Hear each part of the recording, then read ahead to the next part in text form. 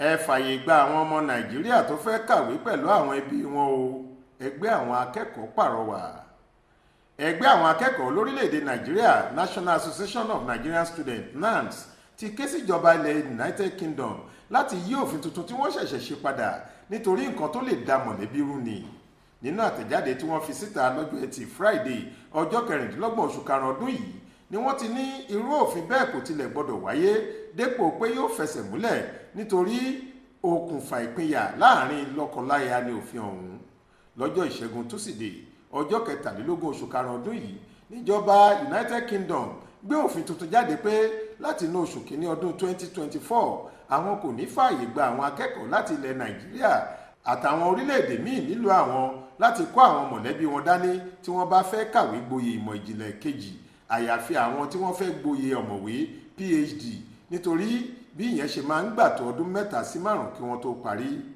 Òfin tuntun wọn yìí wáyé látàrí bí wọ́n ṣe ní èrò táwọn tó fẹ́ wá kàwé ń kó lẹ́yìn pọ̀ ju àwọn akẹ́kọ̀ọ́ fúnra wọn lọ àti pé eléyìí tí ń ṣàkóbá fún ìlú àwọn nítorí báwọn èèyàn ṣe ń fojoojúmọ́ pọ̀ sí i. Nígbà tí wọ́n sì tún fọ̀rọ̀ wá ọkùnrin ọmọ ilẹ̀ Nàìjíríà kan lọ́hùn-ún MD tí Àmíyù lẹ́nu wò tó ti jẹ́ kó yé wọn pé ọ̀nà láti ríbi sá kúrò nílẹ̀ Nàìjíríà ní ìwé tí wọ́n wá ń kà ni wọ́n ṣe fìbínú gbé òfin líle náà kalẹ̀. Nínú àtẹ̀jáde tí igbákejì ààrẹ ẹgbẹ́ NANS lórí ọ̀rọ̀ òde Akíntẹ́yẹ Babátúndé Hafiz buwọ́lù ló ti sọ pé àwọn akẹ́kọ̀ọ́ Nàìjíríà bíi 30,000 ni wọ́n bẹ̀rẹ̀ ètò ìkẹ́kọ̀ọ́ sáà ọdún 2021 sí 2022 lórílẹ̀‐èdè United Kingdom nìkan. Odidi bílíọ̀nù €2 2 billion ni owó tí wọ́n sì rí látara owó iléèwé àwọn ọmọ Nàìjíríà nìkan ṣoṣo. Nǹkan tó wá dùn èèyàn jùlọ nínú ọ̀rọ̀ yìí ni bí wọ́n ṣe fẹ́ yí ètò àjọṣepọ̀ láàrin olólùfẹ́ padà lábẹ́ ètò ẹ̀kọ́ àtàwọn tí wọ́n fẹ́ lọ ṣiṣẹ́ níbẹ̀. Wọ́n tẹ̀síwájú pé òfin má mú ọmọ má mú ìyàwó tàbí ẹbí kankan lọ́wọ́ kò lè tán ìṣòro àpọ̀jù èrò tí wọ́n ń wá ọ̀nà àbáyọ sí nílùú wọn àti pé dípò bẹ́ẹ̀ wọn yóò kàn kó ìdààmú ọkàn bá àwọn tí wọ́n fẹ́ lọ kàwé ni nígbà tí ọkàn wọn bá ti pín yẹlẹyẹlẹ nítorí àwọn èèyàn wọn tí kò sí níbi tí wọ́n wà èyí tí wọ́n ní ó lè mú kí ìkùnà dé bá irú ẹni bẹ́ẹ̀. Nígbà tí wọ́n ń sọ̀rọ̀ lórí ọ̀nà àbáyọ sí ọ̀rọ̀ náà wọ́n ní kíjọba ilẹ̀ UK ṣe òfin tí yóò mú kí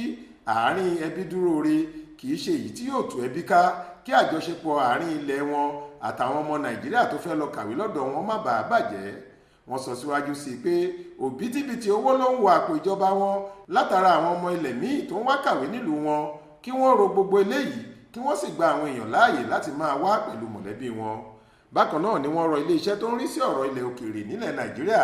iléeṣẹ́ tó wà fáwọn ọmọ Nàìjíríà lẹ́yìn odi Nigerian Diaspora Commission NIDCOM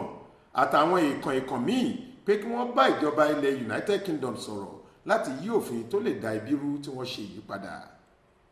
Monísọ́lá Sàká ló ṣàkójọ ìròyìn yìí fún iléeṣẹ́ tẹlifíṣàn Aláròye online.